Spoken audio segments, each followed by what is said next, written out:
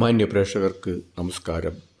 Everything happiness ചാനലിലേക്ക് നിങ്ങൾക്ക് ഏവർക്കും സ്വാഗതം. ഇന്ന് നമ്മൾ ഡിസ്കസ് ചെയ്യുന്നത് നമ്മുടെ ഇറാൻ, ഇസ്രയേൽ, അമേരിക്ക വാറിൻ്റെ സമാധാന ചർച്ചകൾ ഇപ്പോൾ ഇസ്ലാമാബാദിൽ നടക്കുകയാണ്. നടന്ന ചർച്ച താൽക്കാലികമായി പരാജയപ്പെട്ടിരിക്കുന്നു എന്നുള്ള വിവരങ്ങളാണ് പുറത്തു വരുന്നത്. ഈ 40 ദിവസമായി നടക്കുന്ന ഈ വാറിൽ ആരാണ് ജയിച്ചത്, ആരാണ് തോറ്റത് എന്നത് പ്രസക്തമല്ല. എങ്കിൽ കൂടിയും ഈ യുദ്ധം കൊണ്ട് ആർക്കാണ് നേട്ടമുണ്ടായത് എന്ന് ചോദിച്ചു കഴിഞ്ഞാൽ അത് നേട്ടമുണ്ടായത് റഷ്യയ്ക്കും ചൈനയ്ക്കുമാണ്. ബാക്കിയുള്ള രാജ്യങ്ങളൊക്കെ സഫർ ചെയ്തു. അവരവരുടെ ആയുധങ്ങളൊക്കെ രഹസ്യമായിട്ട് ഇറാന് വിറ്റ് ധനസമ്പാദനം നടത്തി. സുഹൃത്തുക്കളെ, ഈ യുദ്ധത്തിലെ കണ്ടീഷൻസ് രണ്ടു കൂട്ടർക്കും അംഗീകരിക്കാൻ പറ്റാത്ത ഒരു കണ്ടീഷൻസാണ്. ഇപ്പോൾ അമേരിക്കയിലെ വൈസ് പ്രസിഡന്റ് പറയുന്നത് പ്രൊപ്പഗണ്ടയായി കൊണ്ടിട്ട് യുദ്ധം അട്ടിമറിക്കുന്നതിന് വേണ്ടിയിട്ട് ചില പ്രവൃത്തികളൊക്കെ നടക്കുകയാണ്. 10 പോയിൻറ്റ്സ് അമേരിക്ക പറയുന്ന പോയിൻറ്റ്സ് ഇറാൻ അംഗീകരിക്കുകയില്ല, ഇറാൻ്റെ പോയിൻറ്റ്സ് അമേരിക്ക അംഗീകരിക്കുകയില്ല. ഇതിൻ്റെ ഈ ഇറാൻ, അമേരിക്ക, ഇസ്രയേൽ യുദ്ധത്തിനിടയിൽ കിടന്ന് മറ്റുള്ള രാജ്യങ്ങൾ ഇക്കണോമിക്കലി ബുദ്ധിമുട്ടിലായിക്കൊണ്ടിരിക്കുകയാണ്. എസ്പെഷ്യലി ചുരുക്കി പറഞ്ഞു കഴിഞ്ഞാൽ നമ്മുടെ പാകിസ്ഥാനും ഇന്ത്യയും ഒക്കെയാണ് കൂടുതൽ സഫർ ചെയ്യുന്നത്. ഇന്ത്യ വളരെ അധികം ബുദ്ധിമുട്ടായിട്ട് ഒരു സ്ഥിതിവിശേഷത്തിലാണ് ഇപ്പോൾ നിലനിൽക്കുന്നത്. ഇന്ത്യയുടെ ബിസിനസ് പങ്കാളികളായ അമേരിക്കയും ഇറാനെയും ഇസ്രായേലിനെയും ഒന്നും തള്ളിക്കളയാൻ നിവൃത്തിയില്ല. യൂറോപ്യൻ യൂണിയൻ രാജ്യങ്ങളുടെ സ്ഥിതിയും അതുതന്നെയാണ്. പക്ഷേ അമേരിക്ക പുറകോട്ടില്ല. അമേരിക്ക കുറച്ച് പുറകോട്ട് പോയാൽ ഇസ്രായേൽ ഒട്ടും പുറകോട്ട് പോകാൻ താല്പര്യമില്ല. അവരുടെ പോയിൻറ്റ്സുകളെ പറ്റി നമുക്ക് ഒന്ന് ചർച്ച ചെയ്യാം. ഒന്നാമത്തെ പോയിൻ്റ് ഇതാണ്: ഇറാന് ഒരു കാരണവശാലും യുറേനിയം സമ്പുഷ്ടീകരണം നടത്തി ന്യൂക്ലിയർ ബോംബുണ്ടാക്കാൻ സമ്മതിക്കുകയില്ല. ഇത് ഇസ്രയേലിൻ്റെയും അമേരിക്കയുടെയും ഒന്നാമത്തെ കണ്ടീഷനാണ്. ഈ കണ്ടീഷനിൽ, അതായത് ഇറാൻ 47 കൊല്ലം യുദ്ധം ചെയ്തു, പ്രോക്സി വാറും അല്ലാത്ത വാറുമൊക്കെ ആയിട്ട് ഇസ്രയേലിനും അമേരിക്കയ്ക്കുമെതിരെ യുദ്ധം ചെയ്തു.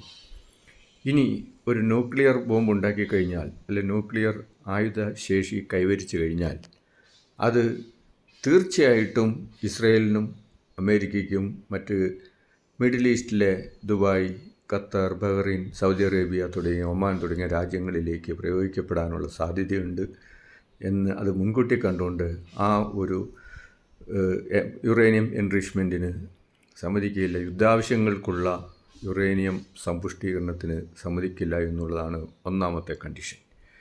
ഈ ഒന്നാമത്തെ കണ്ടീഷൻ ഇറാൻ പറയുന്നത്, ഞങ്ങൾ സമാധാനത്തിന് വേണ്ടിയിട്ടുള്ള ഇലക്ട്രിസിറ്റി ഉൽപ്പാദിപ്പിക്കാനും ഒക്കെ വേണ്ടിയാണ് ഞങ്ങൾ എൻറിച്ച്മെൻറ്റ്, യുറേനിയം സമ്പുഷ്ടീകരണം നടത്തുന്നതെന്നാണ് അവർ പറയുന്നത്. അത് വിശ്വസിക്കാൻ മറ്റുള്ളവരാരും ഇഷ്ടപ്പെടുന്നില്ല, അവരാരും താല്പര്യപ്പെടുന്നില്ല. എല്ലാവരും അങ്ങനെ തന്നെ പറയുള്ളൂ. ഞങ്ങൾ സമാധാനത്തിന് വേണ്ടിയിട്ടാണ് എല്ലാ ആയുധങ്ങളും മേടിച്ചു കൂട്ടുന്നത്, എല്ലാം ഉണ്ടാക്കുന്നതെന്നാണ് എല്ലാവരും അവകാശപ്പെടാറ്. പക്ഷെ നേരെ തിരിച്ചാണ് സംഭവിക്കുന്നത്. ഇത് നമ്മൾ ലോക ചരിത്രത്തിലും ഭൂലോക ചരിത്രത്തിലും കണ്ടിട്ടുള്ളതാണ്. എല്ലാം സമാധാന ആവശ്യം എന്നുള്ള മറവിൽ യുദ്ധാവശ്യങ്ങൾക്ക് വേണ്ടി ഉപയോഗിക്കപ്പെടുന്നു. ഇതാണ് ഒന്നാമത്തെ കാര്യം. രണ്ടാമത്തെ കാര്യം, ഇൻ്റർനാഷണൽ സീ റൂട്ടായ സ്ട്രെയ്റ്റ് ഓഫ് ഹോർമോസ് കടലിടുക്ക് അത് എല്ലാ രാജ്യങ്ങൾക്കും അവകാശപ്പെട്ടതാണ്. അവിടെ ഒരാൾക്ക് തന്നെ ചുങ്കം പിരിക്കാം, ടോൾ ഗേറ്റ് ഉണ്ടാക്കും എന്നൊക്കെ പറഞ്ഞു കഴിഞ്ഞാൽ അത് നടക്കുന്ന കാര്യമാണ്. അങ്ങനെ എത്രയോ കടലിടുക്കുകളുണ്ട് ലോകത്ത്. മലാക്ക കടലിടുക്ക്, നമ്മുടെ ഇന്ത്യയുടെ പടിഞ്ഞാറേ തീരത്തുള്ള കടലിടുക്ക്, അവിടെ കൂടിയൊക്കെ. അതേപോലെ ഇംഗ്ലീഷ് ചാനൽ, ഡോവർ സ്ട്രേറ്റ്, ഇങ്ങനെ ഏതെല്ലാം കടലിടുക്കളുണ്ട്. ഇവിടെ കൂടിയൊക്കെ വേറെ ആരും പോകാൻ പറ്റിയില്ല, ഞങ്ങൾക്ക് അവിടെ ടോൾ തരണമെന്നും പറഞ്ഞ് കഴിഞ്ഞാൽ ലോക സമാധാനം എവിടെ പോകും? അപ്പം അതായത് പുരാതന കാലം മുതൽ അവിടെ ഉള്ളതാണ്. ഇത് ആരുടെയും കുത്തകയല്ല. ബിസിനസ് നടക്കണം, ലോകരാജ്യങ്ങൾക്ക് ജീവിക്കണം. സോ ഇറ്റ് ഈസ് നോട്ട്, അത് നടക്കുന്ന കാര്യമല്ല, അത് അംഗീകരിക്കുകയില്ല. അപ്പോൾ ഇവിടുത്തെ സംഭവവികാസങ്ങൾ ഇങ്ങനെ മെയിനായിട്ടുള്ള കോർ ഇഷ്യൂകളിൽ ഇവരുടെ താല്പര്യങ്ങളിൽ തികച്ചും കോൺഫ്ലിക്റ്റാണ്. പിന്നെ എങ്ങനെ സമാധാനം ഉണ്ടാവും, സമാധാന ചർച്ച പുരോഗമിക്കും? പിന്നെ അമേരിക്ക ഇപ്പോൾ യുദ്ധം വെട്ടിക്കഴിഞ്ഞ് അമേരിക്ക മനസ്സിലായി ഇറാൻ ഒരു നിസ്സാരക്കാരനല്ല, ഇറാഖ് പോലെയല്ല, അല്ലെങ്കിൽ ചെറിയ രാജ്യങ്ങളെ പോലെയല്ല, അവർ ശക്തിമൊത്തമായ ഒരു രാജ്യമാണ്.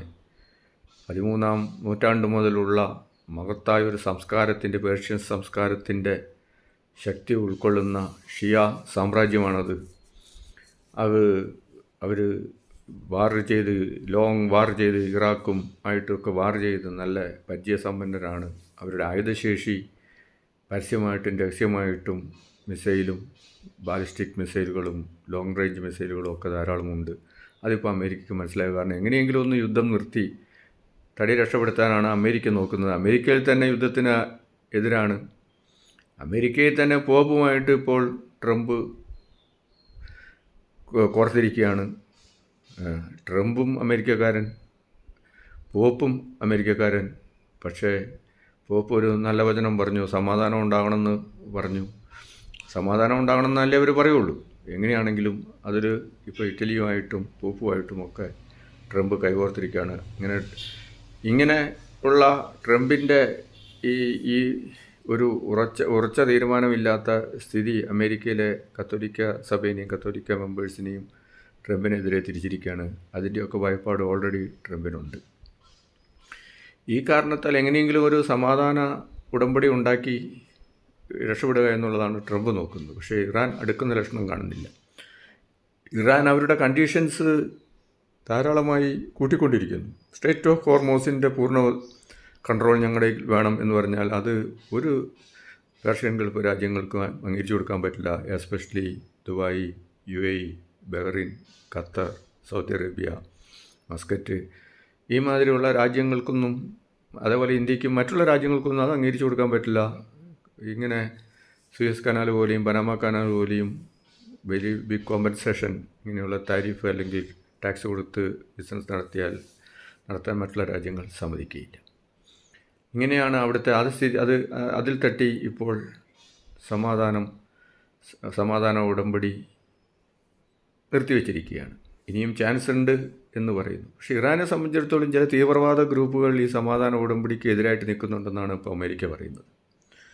ഇതിപ്പോൾ സർവനാശത്തിലേക്ക് ആധുനിക വാർ ഫൈറ്റിൽ ഇറാന് അമേരിക്കനോടും ഇസ്രായേലിനോടും ഒന്നും പിടിച്ചു നിൽക്കാൻ കഴിയില്ല.